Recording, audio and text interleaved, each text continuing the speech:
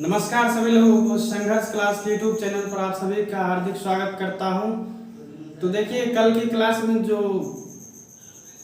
26 minute का video बन पाई थी उसमें हुआ था क्या, जो बिजली गुल हो गई थी, बिजली कट गई थी, जिसके कारण आगे नहीं बता पाया था। त्रिघातीय बहुपद पर ही समाप्त कर दिया था, आधे बताया था, बस लाइट गुल हो गई थी। तो बात करूंगा त्रिघातीय बहुपद की। त्रिघातीय बहुपद क्यूबिक पॉलिनोमियल्स। तो वैसा बहुपद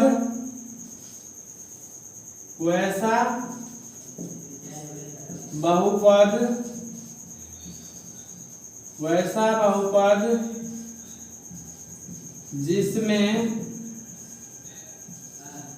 चरों की अधिकतम घात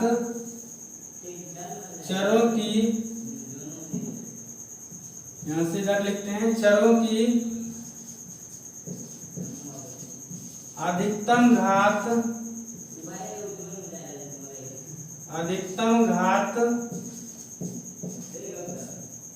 3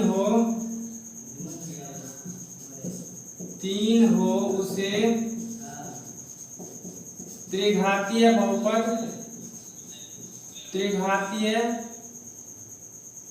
बहुपद कहते हैं। त्रिघातीय बहुपद कहते हैं वैसा बहुपद जिसमें चरों की अधिकतम घात 3 हो। नाम से ही स्पष्ट है, त्रिघातीय बहुपद। त्रि माने 3, घातीय माने घात वाला, बहुपद यानी 3 घात वाला बहुपद क्या कहलाएगा? त्रिघातीय बहुपद कहलाएगा। तो आगे इसकी बात करते हैं। जैसे लिखने से पहले आप जनरल फॉर्म की इसकी बात कर लेता हूं। जनरल फॉर्म या स्टैंडर्ड फॉर्म क्या होता है इसकी? स्टैंडर्ड फॉर्म किसका? त्रिघातीय बहुपद की स्टैंडर्ड फॉर्म क्या होता है? कल भी बताए थे, मानक रूप बहुपद के चरों की घात के अनुसार आरोही या अवरोही क्रम में सजाया जाता है, उसी को क्या कहते हैं?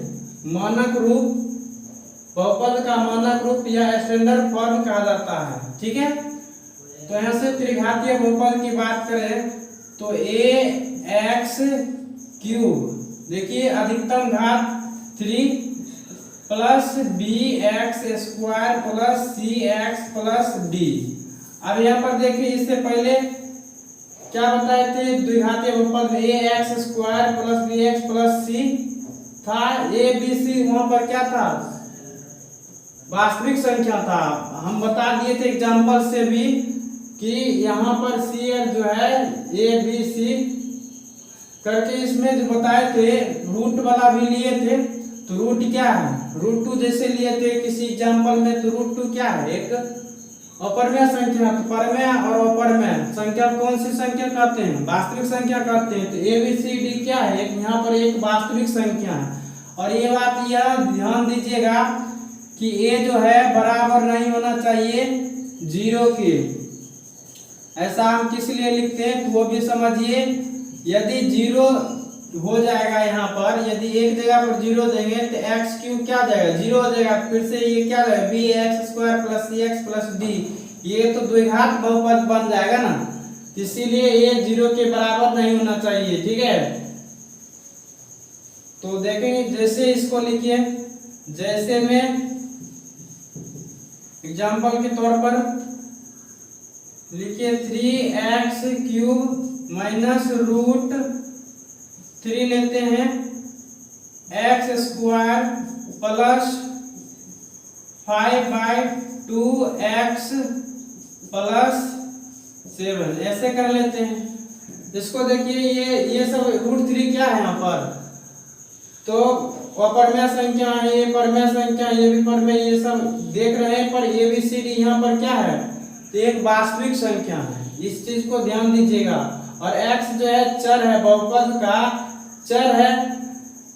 यहाँ पर x इस सब में देखिए अधिकतम घात कितना है? x की अधिकतम घात चर x की अधिकतम घात 3 है, इसीलिए त्रिघातीय बहुपद ये कहलाएगी। और इस फॉर्मूला को याद रखिएगा ऐसे करके, ठीक है।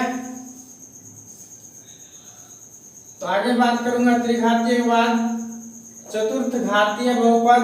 चतुर्थ घातीय बहुपद आप क्या लिखेंगे, वैसे ही देख लीजिए, वैसा बहुपद जिसमें चरों की घात अधिकतम घात क्या हो जाएगी, 4 हो जाएगी, तो वो बहुपद क्या कहलाएगी, चतुर्थ घातीय बहुपद कहलाएगी। इस प्रकार आप ध्यान रखिएगा। इसी प्रकार आगे बढ़ता जाता है, पर ज्यादा नहीं, उसको क्या कह देंगे, बहुघातीय बहुपद कह देंगे, ठीक है।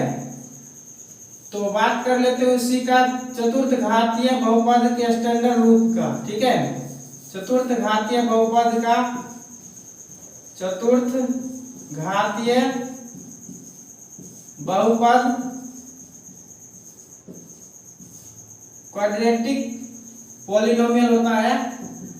तो इसके जनरल फॉर्म लिखिए, स्टैंडर्ड रूप, स्टैंडर्ड फॉर्म इसका क्या होता है, ये लिखा देते हैं, ax पर power 4 plus bx cube plus cx square plus dx plus e लिखिए, a b c d e हुआ, d के बाद e लिख सकते हैं या फिर k लेते हैं, कुछ भी लिख सकते हैं आगे। तो यहाँ पर a b c d e, यहाँ पर k लिखे हैं, तो k ये सब क्या जाएगा, वास्तविक संख्या हो जाएगा, ठीक है। इस रूप में याद रखिएगा। और यहाँ a बराबर नहीं होना चाहिए 0 की, a यदि 0 हो जाता तब क्या हो जाएगा, फिर से यहाँ त्रिघातीय बहुपद हो जाएगा, समझ रहे हैं ना। तो ध्यान दीजिएगा इस बात की। तो ये ऐसे करके लिख लीजिएगा। आगे नेक्स्ट बात करेंगे बहुघातीय बहुपद। इसी प्रकार बढ़ता जाता, आप क्या देख रहे हैं, यहाँ पर a b c d है, तो यहाँ a b c d और कुछ अचर पद ले लिए k, और पावर देख रहे हैं यहाँ पर 3 था। यहाँ चतुर्थ घातीय बहुपद की बात हो रहा है। अधिकतम चरों की अधिकतम घात क्या है, यहाँ पर 4 है। चर x की अधिकतम घात यहाँ पर क्या है, 4 है, इसलिए चतुर्थ घातीय बहुपद हो जाएगा, ठीक है। और मैं बात करूंगा इससे पहले भी बताए थे रैखिक बहुपद। तो रैखिक बहुपद में क्या था, एक बार फिर से आपको बता दे रहा हूँ, रिवाइज करवा देता हूँ। ax प्लस b था, किसका, ये रैखिक बहुपद, एक घातीय बहुपद, रैखिक बहुपद, एक घातीय बहुपद, ये रूप होता है। इसका शून्य की बात करें, शून्य हल आगे चर्चा करेंगे, वैसे यहाँ पर भी बता दे रहे हैं। तो इसका हल यदि देखें तो x, इसका एक ही हल होगा, ठीक है। बहुपद, रैखिक बहुपद का एक हल होगा, एक ही मान आएगा, वो है minus b by a. Minus b by a, minus b by a कहाँ से आता है, तो इसको यदि 0 के बराबर कर लें, ax प्लस b यदि 0 के बराबर करें तो इसका मान क्या आ जाएगा, x की हल या शून्य कहने का मतलब यहाँ पर क्या, x की मान निकालना है, ठीक है। तो यहाँ से यदि b उधर भेज देते हैं तो माइनस x बराबर क्या आ जाएगा, माइनस बी बाई ए हो जाएगा। तो केवल एक ही हल होगा इसमें, ax प्लस b, ठीक है। अब द्विघात बहुपद, किसी प्रकार द्विघात बहुपद की बात करें, द्विघातीय बहुपद, द्विघातीय बहुपद, द्विघातीय बहुपद की बात करें तो इसका क्या आ जाएगा, फॉर्मूला इसका ax square plus bx plus c, ax square plus bx plus c, जहां पर a नहीं 0 के बराबर हो। तो इसमें देखेंगे इसका द्विघातीय बहुपद में 2 आंसर आएगा, ठीक है, 2 शून्य का आएगा। यहाँ पर पावर कितना है, 2 है, तो इसका ज्यादा से ज्यादा शून्य कितना होगा, 2 होगा, ठीक है। और आगे भी चर्चा करेंगे। इसके बाद अब त्रिघातीय बहुपद की बात करें तो इसकी शून्य कितनी हो जाएगी, 3 हो जाएगी। अधिकतम पावर कितना है, 3 है, तो इसकी 3 आंसर आएगी, ठीक है। और द्विघात इस 3 है तो 3 में ये होता है अल्फा बीटा गामा। आगे बात करेंगे, आपको चिंता करने की कोई बात नहीं। तो इसमें 3 हल होंगे जिसको कहते हैं अल्फा बीटा गामा, ठीक है। और इसमें द्विघातीय बहुपद में 2 हल होंगे जिसको कहेंगे अल्फा बीटा, ठीक है। इसका 2 हल अल्फा और बीटा। हल मतलब शून्य, बहुपद के शून्य कहिए या शून्य कहिए या हल कहिए, बात एक ही है। तो यहाँ से ये सभी समझ में आ गया होगा। ये इतना रहने देते हैं, इसको मिटाते हैं आपको।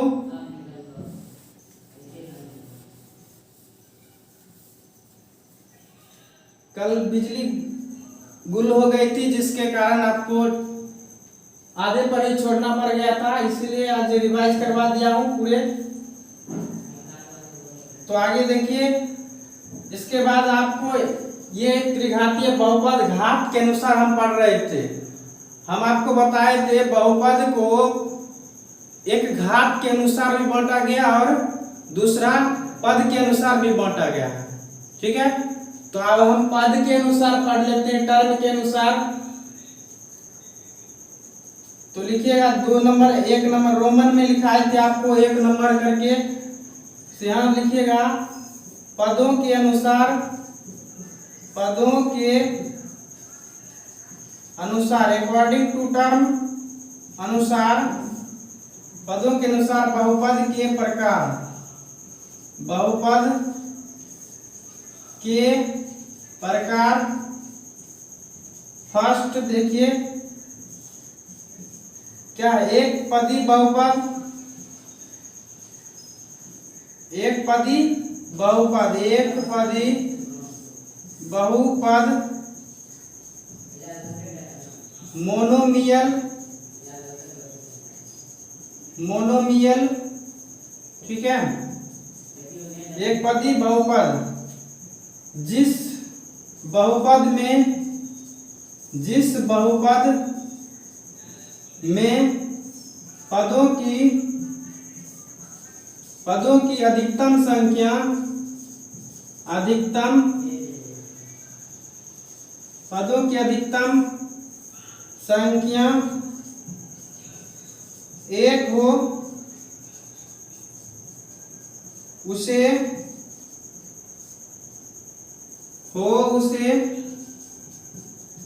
एक पदी बहुपद, एक पदी बहुपद,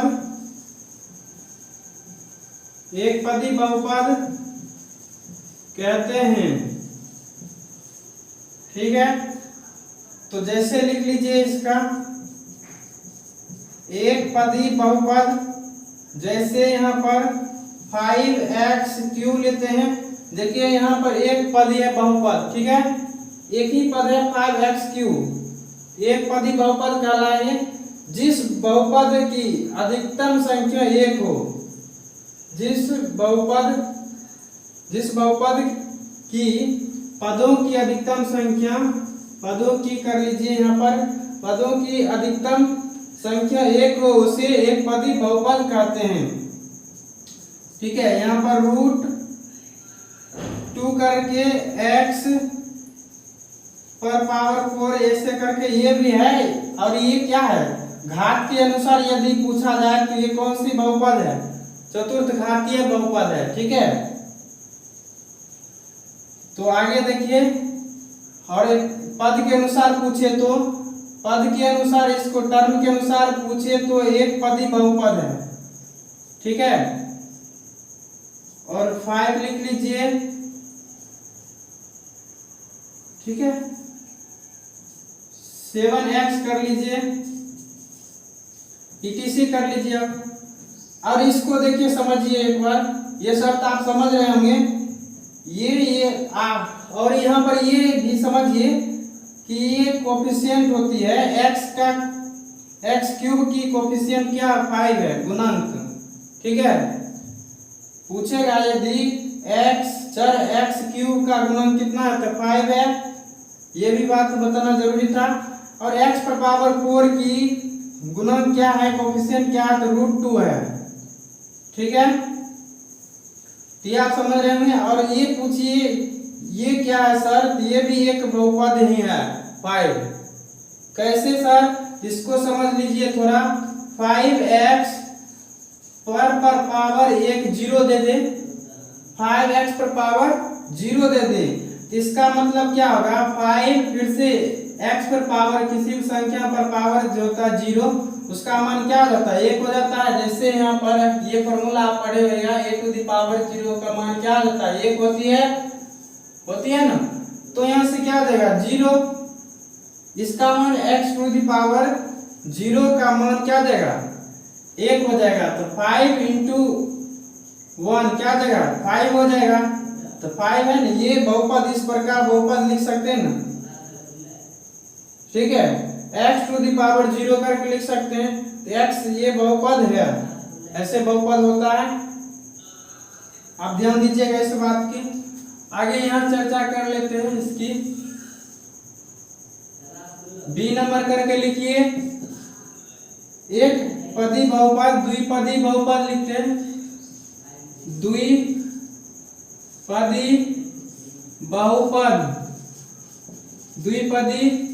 बहुपद बायनोमियल,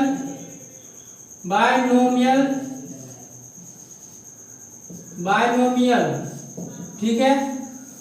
द्विपदी बहुपद वैसा बहुपद जिसमें पदों की संख्या क्या हो 2 हो। तो ऐसे लिखिए, जिस बहुपद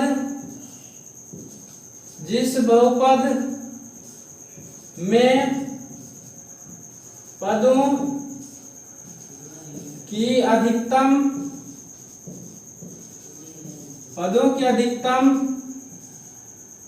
संख्या 2 हो, उसे द्विपदी बहुपद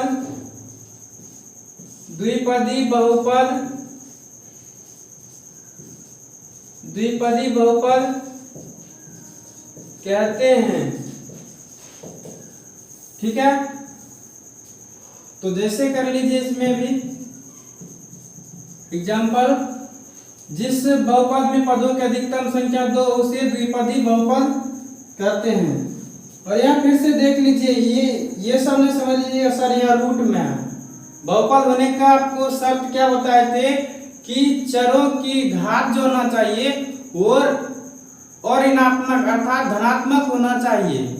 बहुपद होने के लिए चरों की घात जो होना चाहिए वो धनात्मक होने चाहिए, या फिर उसी को कहें तो भिन्न के रूप में नहीं होना चाहिए। चरों की पावर जो होना चाहिए वो भिन्न के रूप में नहीं होना चाहिए। कल ऐसा एग्जाम्पल भी करके आपको बताए थे, भिन्न पावर यदि दिए थे तो वो क्या आया था, ऋणात्मक फिर आ गया था, तो वो ऐसा नहीं चलेगा। और दूसरा शर्त आपको क्या बताए थे कि चर राशि जो होना चाहिए वो रूट के अंदर नहीं होना चाहिए, चर राशि रूट के अंदर नहीं होना चाहिए।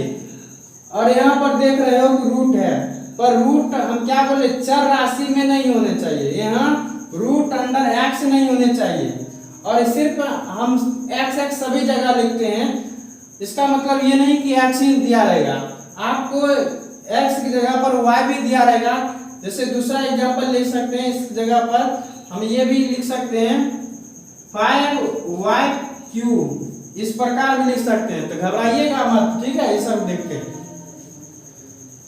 ठीक है। और जब भी और ए बी सी यहाँ पर है, तो ये सब दिया रहेगा आपको कौन सी संख्या है, वास्तविक संख्या। हम बता चुके हैं ए बी सी डी और के, यहाँ पर क्या वास्तविक संख्या। वास्तविक संख्या क्या होती है, पिछली कक्षा में आपको बताएं, पिछली कक्षा नहीं, पिछली क्लास में आपको बता चुके हैं कि वो ये जो है ए बी सी डी वास्तविक संख्या क्या होती है, ये आपको बता चुके हैं, ठीक है।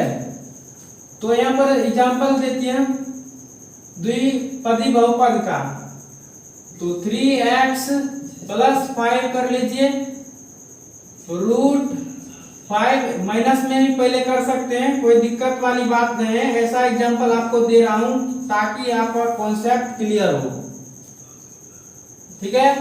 तो यहाँ पर -√5x + √7 बाय 2 कर लीजिए, ये भी चलेगा, अन्यथा इतना ही रहने देते हैं। और एक बात ये भी ध्यान दीजिएगा कि आपको लिखा देंगे लास्ट में कि सभी बीजीय व्यंजक जो होते हैं वो बहुपद नहीं होते हैं, सभी बीजीय व्यंजक बहुपद नहीं होते हैं। और इसी का उल्टा यदि बोले तो सभी बहुपद होता है बीजीय व्यंजक होता है। तो ध्यान रखिएगा इस बात की, सभी बीजीय व्यंजक जो होती है वो बहुपद नहीं होती है। ठीक, तो ये एग्जाम्पल, एक और एग्जाम्पल लिखिए, 5x - 3 कर लीजिए etc। सी नंबर देखिए, त्रिघातीय बहुपद, त्रिघातीय कहते हैं सॉरी, त्रिपदी बहुपद, त्रिपदी बहुपद, त्रिपदी बहुपद, ट्राइनोमियल, ट्राइनोमियल त्रिपदी बहुपद, जिस बहुपद में, जिस बहुपद में पदों की अधिकतम संख्या, अधिकतम संख्या, अधिकतम संख्या 3 हो, नाम से स्पष्ट है त्रिपदी, 3 पद वाला बहुपद, जिस बहुपद में पदों की अधिकतम संख्या 3 हो उसे त्रिपदी बहुपद, त्रिपदी बहुपद कहते हैं, त्रिपदी बहुपद कहते हैं। जैसे लिख लीजिए, जैसे त्रिपदी बहुपद में क्या आ जाएगा, और यहाँ पर ये सब रैखिक लिखे, इसका मतलब ये नहीं कि रैखिक ही होगा, पावर कुछ भी दे सकते हैं, यहाँ पर पद की बात हो रही है। ठीक है, यहाँ पर 6x³ + 5x + 6 कर लीजिए, इस प्रकार भी चल सकता है। ठीक है, आप कहिएगा सर टू दी पावर कहाँ हो गया, ये इस प्रकार रूप में आ सकते हैं। ठीक है, यहाँ पर जैसे कहिएगा x² वाला टर्म कहाँ गया, तो यहाँ पर 0 आ सकता है, ये टर्म क्या होगा 0 हो गया होगा, यहाँ से ये इस प्रकार समझिए इसको। ठीक है, तो फिर से 5x पर पावर 4 त्रिपदी वाला ले रहे हैं प्लस 5x² - 3 कर लेते हैं। इस रूप में ये सब क्या है, त्रिपदी बहुपद, 3 पद वाला बहुपद, 1 2 3, 3 पद आ रहा, 1 2 3, 3 पद आ रहा, 3 पदी बहुपद कहलाएंगे। इसी लिखिए, यहाँ पर देखिए 2 पद, 1 2, एक चर वाला बहुपद और एक अचर वाला, 2 पद है द्विपदी। यहाँ पर देखिए सिर्फ एक ही पद है, एक पद टर्म, एक टर्म वाला, एक टर्म वाले बहुपद क्या कहलाते हैं, एक पदी बहुपद। ठीक है, आगे लिखिएगा चतुर्थ पदी बहुपद, इस प्रकार बढ़ते जाता है, जितने टर्म लिखिएगा वो बढ़ता जाएगा, तो इसकी बात नहीं करेंगे। आगे लिखिएगा अचर बहुपद की बात कर लेते हैं आपको। जैसे यहाँ ये जो है ये अचर बहुपद है, ये कौन सी बहुपद है, अचर बहुपद है। तो पहले अचर बहुपद से पहले लिखिए, ऐसे करके लिखिएगा स्टार लगा के, इसमें नहीं, अचर बहुपद, अचर बहुपद, शून्य बहुपद लिखना है, कोई बात नहीं, लिख लीजिए अचर बहुपद, वैसा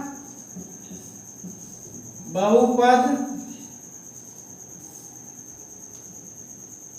जिसमें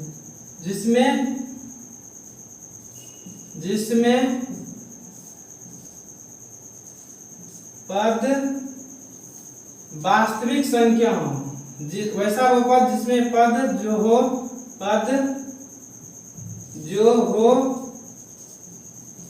वो वास्तविक संख्या के बराबर होती है। वैसा बहुपद जिसमें पद जो हो वो वास्तविक संख्या के बराबर होती हो, ठीक है, होती हो। अचर बहुपद जैसे ये क्या है, अचर बहुपद है। जैसे में लिख लीजिए √7, ठीक है, यहाँ पर इस प्रकार इसको लिख सकते हैं। ये क्या है, अचर बहुपद है। 5 लिख लीजिए, -8 लिख लीजिए, etc। ये सब क्या है, अचर बहुपद कह सकते हैं आप, ठीक है। और दूसरा एक और लिख लीजिए शून्य बहुपद। शून्य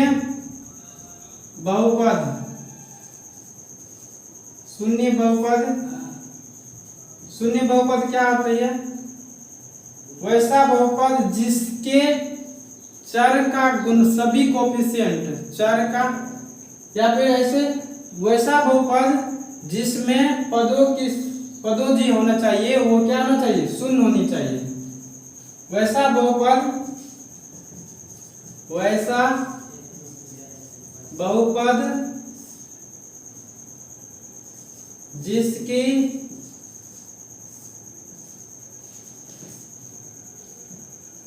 जिसकी पद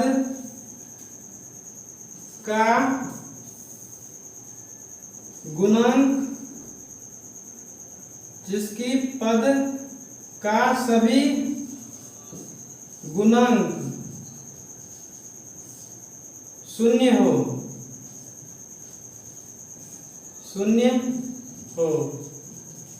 ठीक है। तो शून्य बहुपद कहलाएगा। जैसे लिख लीजिए, जैसे 0 × x कर लीजिए, x³ + 0x² + 0x + 0। इसमें क्या देख रहे हैं आप, वैसा बहुपद जिसकी पद का सभी गुणांक, ये सभी पद देखिए क्या है, सभी गुणांक 0 है, तो ये सभी इससे गुणा कर देगा तो क्या हो जाएगा, 0 हो जाएगा, 0 हो जाएगा, सभी क्या हो जाएगा, ये शून्य बहुपद कहलाएंगे। तो ये समझ में आ गया होगा, ठीक है। तो आगे बात करेंगे आपकी, इसको मिटाना पड़ेगा। तो आगे देखिए, बात करूंगा बहुपद से संबंधित कुछ महत्वपूर्ण तथ्य के बारे में। जैसे बहुपद की घात क्या होती है, डिग्री क्या होती है, बहुपद की पावर क्या होती है, पावर कह लो या डिग्री कह लो, बात एक ही है, ठीक है। तो बहुपद की घात लिख के ध्यान दीजिए, बहुपद की घात, बहुपद की घात,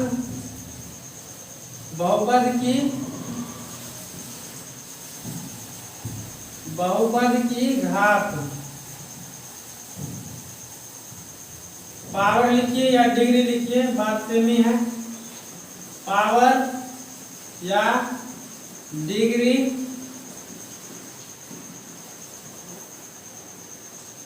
किसी बहुपद की चरों का अधिकतम घात, बहुपद किसी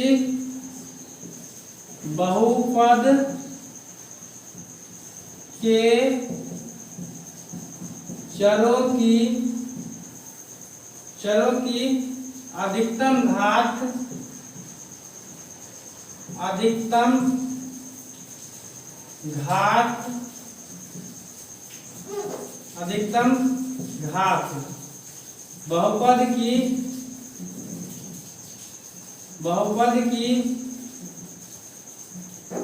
बहुपद की घात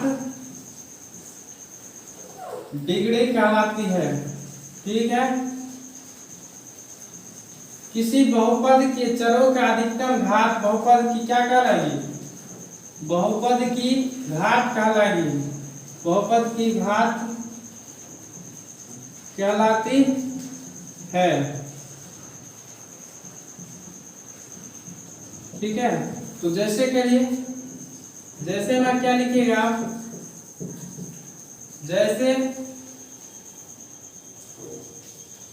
5x टू दी पावर 5 कर लीजिए, 3 कर लीजिए, माइनस में plus 6x 4 plus 7x minus √7। ठीक है, तो यहाँ पर देख रहे हैं अधिकतम पावर क्या है। यहाँ पर अधिकतम पावर चरों की, चर क्या x है, तो चरों की अधिकतम पावर क्या है, यहाँ पर देख रहे हैं x टू दी पावर 5 है। तो आपसे पूछेगा बहुपद में घात क्या है, तो घात 5 है। चरों की अधिकतम घात जो होती है, बहुपद किसी भी बहुपद के चरों की अधिकतम घात बहुपद की घात कहलाती है, डिग्री कहलाती है। ठीक है, तो यहाँ पर क्या आ जाएगा, घात 5 हो जाएगा। नेक्स्ट बात करते हैं आपके बहुपद के शून्यक। बहुपद के शून्य का लीजिए या शून्यक का लीजिए, एक ही बात है। बहुपद की शून्यक या फिर हल करिए, एक ही बात है, समझिए। आपको ज्यादातर इस चैप्टर में शून्यक लिखा हुआ मिलेगा, तो शून्य कर लीजिए या फिर हल कर लीजिए। तो शून्य, बहुपद की शून्य या शून्य कहिए या हल कहिए, बात देखिए, समझ रहे हैं ये? ठीक है, तो बहुपद की शून्य की बात करें तो क्या होगा, बहुपद चरों की किसी भी बहुपद में चरों की वह मान जो बहुपद में, किसी भी बहुपद में चरों की वह मान जो बहुपद में रखने पर बहुपद शून्य के बराबर, बहुपद शून्य के बराबर हो जाए।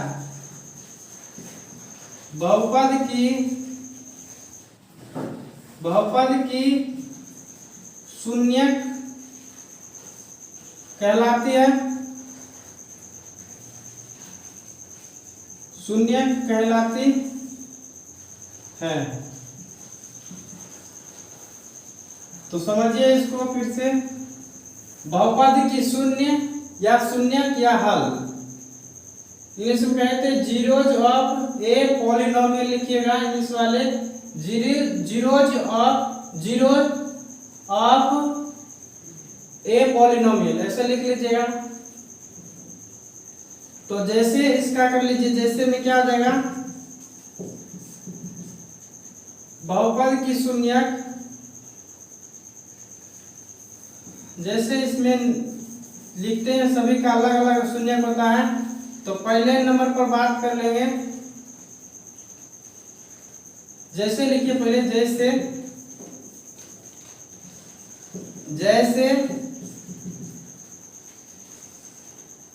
x square minus 5x plus 4 लेते हैं। ठीक है, तो इसमें कह रहा किसी भी बहुपद में चरों का वह मान, चरों का वह मान, तो चर का मान ले रहे हैं, यहाँ चर x है, चर का मान 1 ले लेते हैं। अब 1 है या नहीं है तो चेक करेंगे, देख लेते हैं। किसी भी बहुपद में चरों की वह मान जो बहुपद में रखने पर बहुपद शून्य के बराबर हो जाए, अर्थात ये शून्य के बराबर हो जाएगा। ये बहुपद लिए हैं, बहुपद शून्य के बराबर हो जाएगा यदि x बराबर 1 पर, तो वह जो है x बराबर 1 ये बहुपद की शून्य कहलाएगी। ठीक है, तो देखेंगे p ऑफ x मतलब बहुपद को सूचित करते हैं, क्लास 9 में पढ़े होइएगा। p of x, g of x, r of x ये सब पढ़े होइएगा।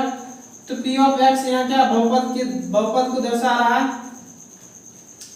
तो बहुपद यहाँ पर क्या है x स्क्वायर, या फिर यहाँ पर 0 कर लीजिए, ये बहुपद कर रहा है जो बहुपद में रखने पर बहुपद शून्य के बराबर हो जाते हैं। शून्य के बराबर है या नहीं चेक कर लेते हैं।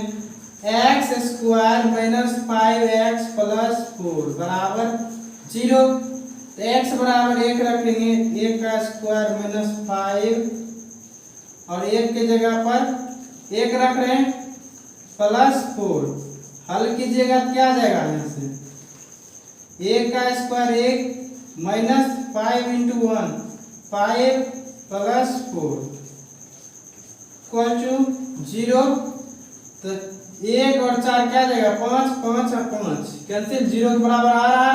तो ये जो है इस बहुपद का x बराबर 1 जो है इस बहुपद x square minus 5x plus 4 का एक शून्यक है। बात समझ में आ गया होगा। अब बात करता हूं इसके शून्यक तथा बहुपद के शून्यक तथा उनके कोफिशिएंट में रिलेशन जो होता है उसकी बात करता हूं। बहुपद की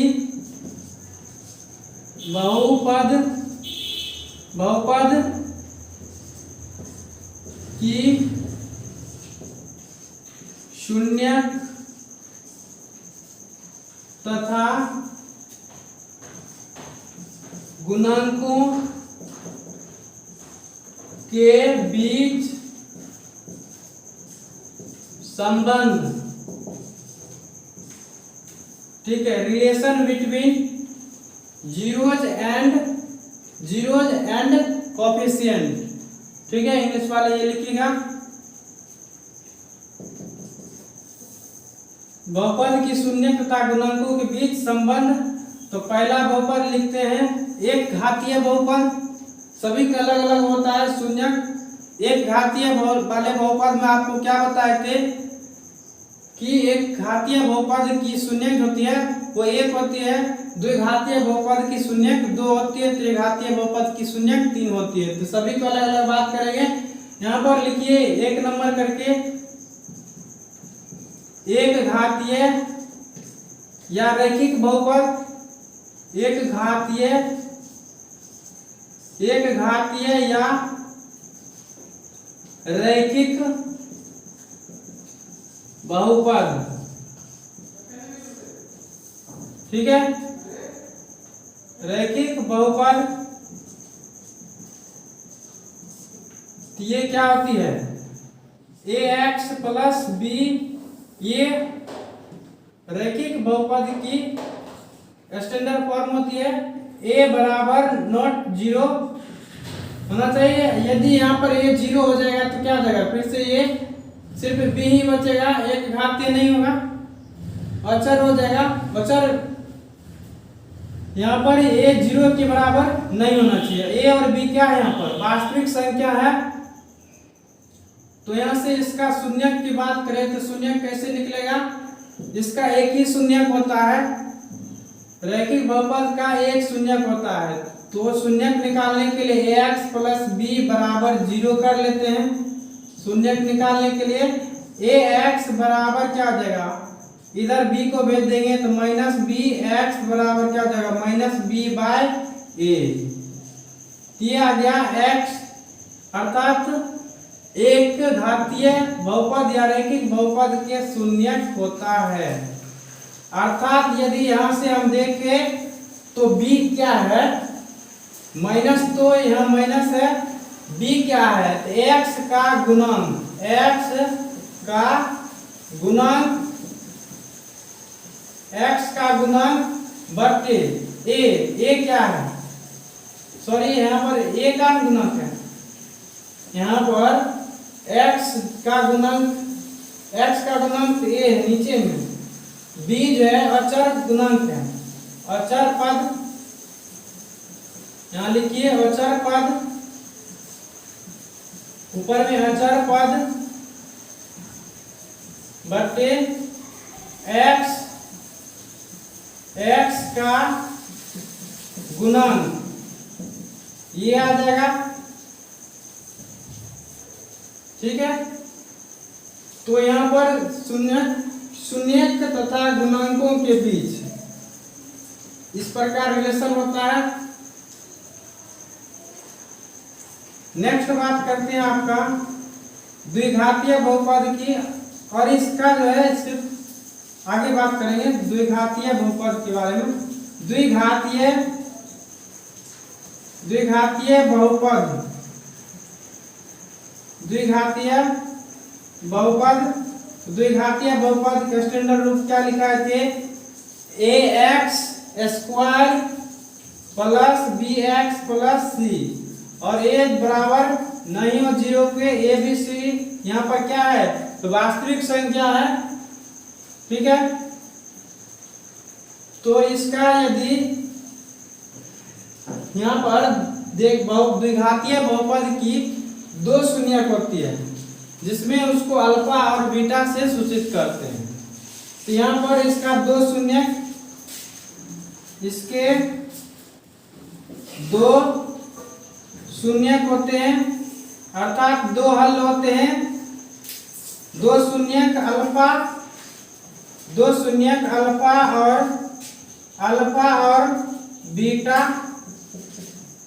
होते हैं। अल्फा बीटा क्या है, तो अल्फा और बीटा यूनानी शब्द है, एक यूनानी गणित द्वारा इसको सूचित किया गया। अल्फा बीटा को दो शून्यक बहुपद के दो शून्यक को अल्फा बीटा द्वारा सूचित किया गया यूनानी शब्द है। ठीक है, तो अल्फा बीटा इसका शून्यक होता है। तो इसकी यदि बात करें, अल्फा प्लस बीटा बराबर क्या होता है, minus b by A, minus b by ए होता है। और दूसरा शून्य की बात करें, दूसरा रिलेशन अल्फा इंटू बीटा बराबर सी बाय ए होता है। यहाँ से यदि हम देखें, ये अल्फा बीटा क्या है, अल्फा और बीटा इसके द्विघातीय बहुपद के दो शून्यक है, और बी बटे ए क्या है, तो देखिए यहाँ पर ए जो है, यहाँ ये है एक्स स्क्वायर का गुणांक और कोएफिशिएंट है।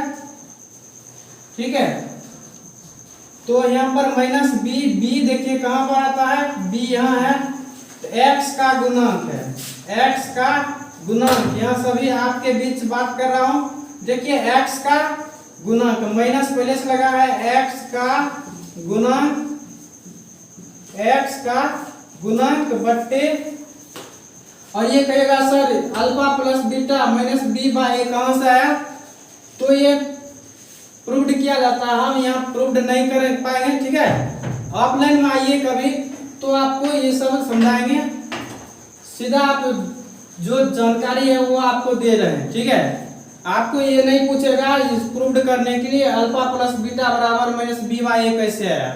यदि आपको जानना है तो आप ऑफलाइन में आइए, आपको बताएंगे। तो यहाँ पर ए क्या है, ए जो है यहाँ देख रहे हैं एक्स स्क्वायर का गुणांक है, तो यहाँ एक्स स्क्वायर का गुणांक लिखिए, कोएफिशिएंट ऑफ एक्स स्क्वायर, इसको देखिए alpha into beta, alpha beta जो है शून्यक है, तो यहाँ शून्यकों का योग लिखा रहेगा, शून्यकों का योग क्या आ जाएगा, माइनस एक्स का गुणांक बटे एक्स स्क्वायर का गुणांक। ऐसे अल्फा इंटू बीटा, दो शून्य के अल्फा बीटा दो शून्य के, दो शून्यकों का गुणनफल, यहाँ दो शून्यकों का गुणनफल c बटा ए, तो c क्या है यहाँ पर अचर पद है, तो लिखिएगा अचर पद, अचर पद कांस्टेंट टर्म बटे ए क्या है, एक्स स्क्वायर है, एक्स स्क्वायर का गुणांक है,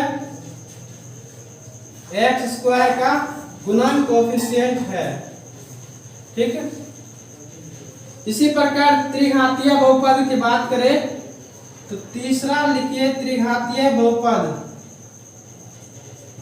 त्रिघातीय बहुपद, त्रिघातीय बहुपद,